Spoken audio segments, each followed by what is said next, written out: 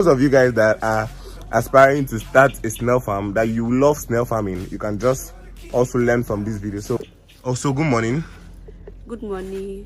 So introduce yourself to us. What's your name? And if your farm has a name, you can also tell us the name of your farm. Okay, Basi Gloriomia. I'm the CEO of Glow Farm Enterprise. Okay. I'm an agriculturist, a consultant, and a lover of nature. Okay. So how long have you been into snail farming? I've been into snail farming for the past 5 years. Wow. Okay. 5 years, yes. So is it really profitable? Yes, very, very profitable. So like if someone wants to start up a snail farm now, like let's say a small scale snail farm, like how much should that person be expecting to start with? Snail farm is something that you can start with any amount. You can start with as low as 20,000. Okay. Yes, depending on what you want. But if you are looking at a large scale like this, okay, then we are looking at 500, 1 million plus. Oh, but you can actually start very little with 15,000, 20,000. I've seen some persons that started with just 15,000 naira. Oh wow. Yes. Okay, so if you want to start up a snail farm, what are those things you need to know or like put into place before even going to start, so that you don't maybe make mistakes or lose your money or something like that? Okay, good question. Okay. Like what I used to tell my clients. Okay. Number one, the environment. Okay. You have to consider the environment where you are using. Number two, your time.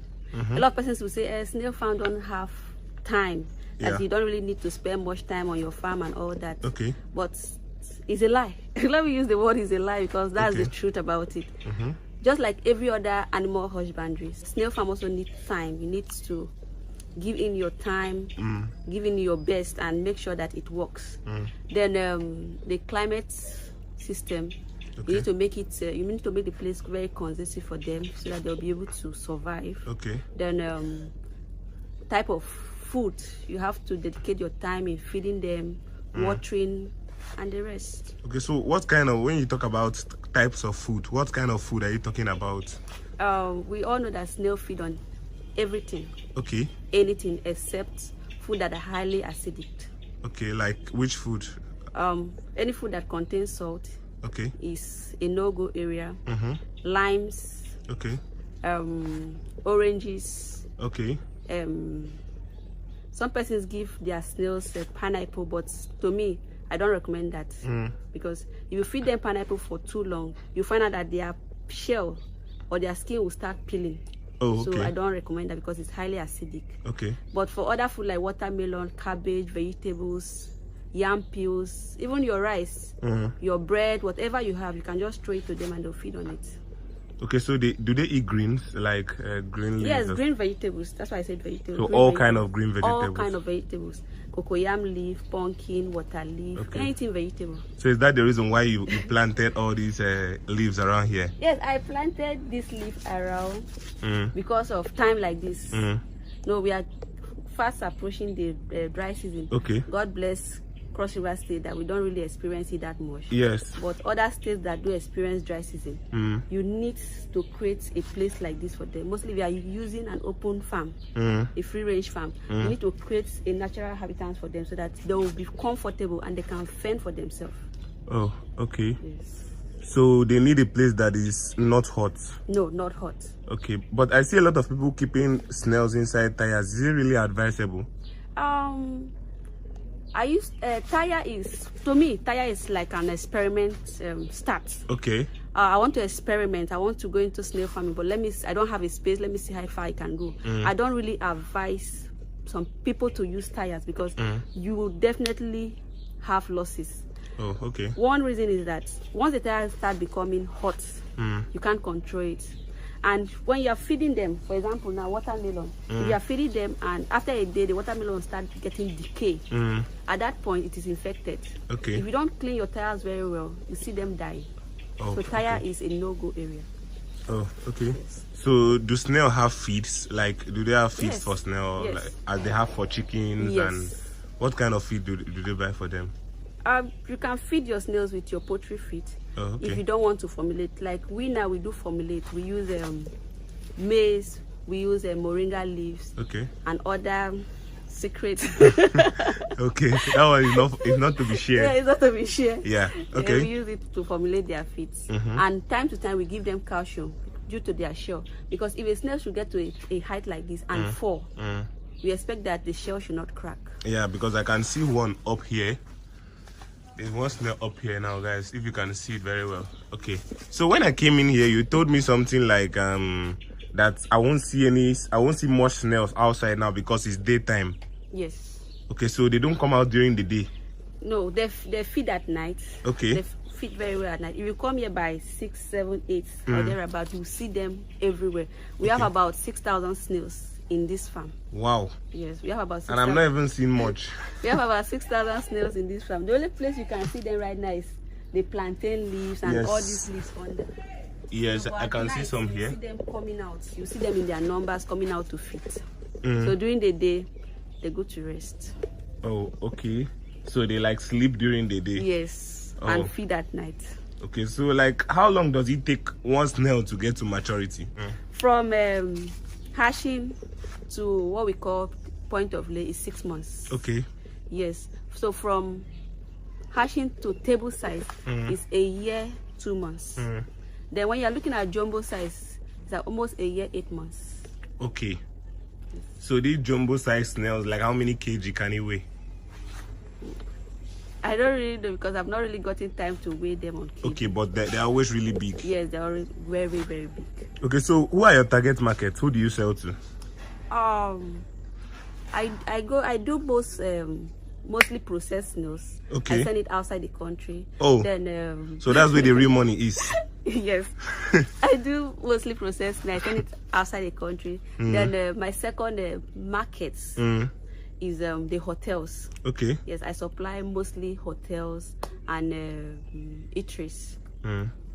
So that's where like they pay very, very well. Yes. I see. So me, that's my market. Okay, so outside the country. So how do you send them? You like dry them or something like that? Yes, we unshell them, wash, process, and dry. Okay, then you send it outside the country. Outside oh wow. the country. So how do you sell? Maybe in kgs or? No, we sell per snails. Per snail? Yes. Hey, that's a lot of money. So like per snail, how much? Okay, we have table size. Right now, due to the exchange in dollars and the rest, right now table size goes for 450 per snail. Okay. 450 naira per snail. Then jumbo size goes for 800, 900 per snail. Okay, so do snails drink water or do you need water for them or something? Yes. Okay, so you need to put water. Yeah, this is an open farm, so what we do mostly is sprinkle.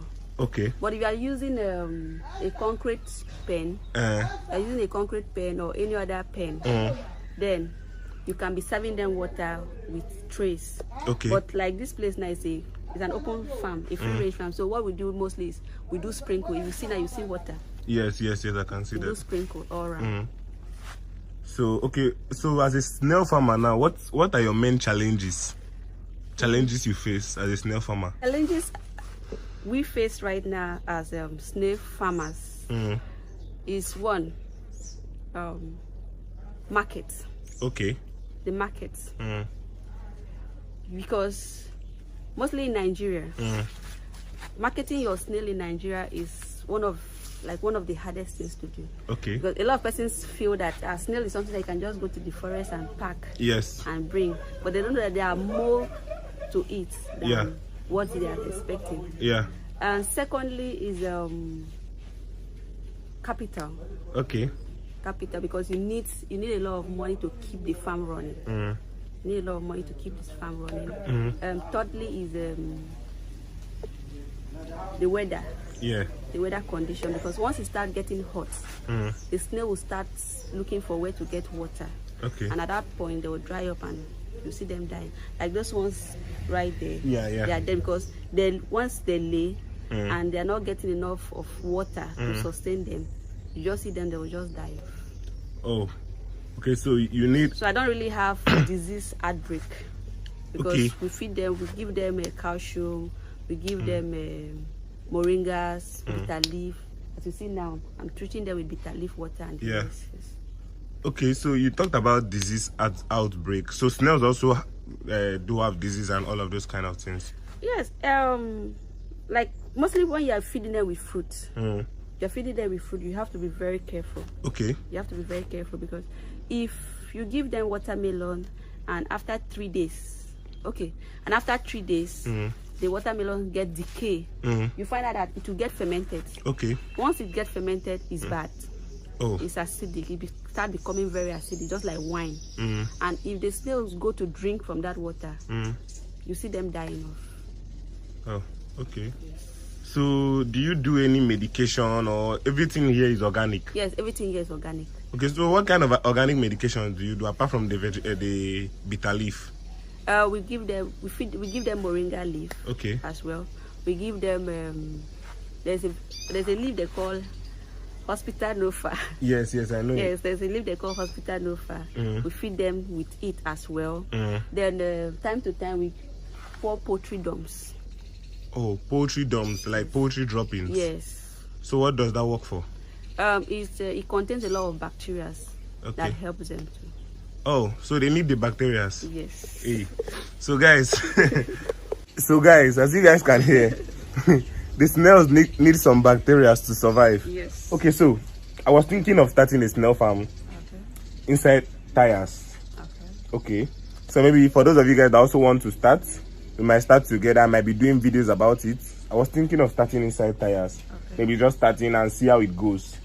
So what are those things you feel I should put in place so that my snails will not die, so that I don't make much mistakes? Okay. Should I be feeding them on feeds? What kind of fruits? And also, where do you get your fruit? You buy them in box or something like that? Okay, first, you are starting with tires. Okay. And our advice to start very little. Okay. Because this is your first start. Then secondly, you have to dedicate your time. Okay. You clean them at most 2 times in a day, in the morning and in the evening. Okay. Thirdly, you have to make sure that your tires are always clean. Okay. By mean clean, you get a mop or foam with water, mop the whole tires and introduce your snails back. Yeah. Thirdly, you have to be feeding them with fruit like cabbage, watermelon, and sometimes calcium. You just go to the market, get calcium, and feed them with it. Then for how I get my fruit, I go to the market and I buy watermelon in box. Okay. Maybe that's because you have a big farm. Yes. So if you don't have a big farm, you can just go to all these road sites, all these persons that sell food, and just tell the person, please be dropping the peels for me. Okay, yeah. And in the evening, you can just go and pick up the peels and feed your snails with it. Okay.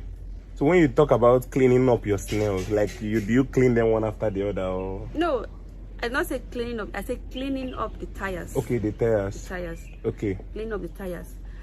For tires, maybe in a week or 2 weeks after, you can just bring the whole snails, get a bucket of clean water and soak them.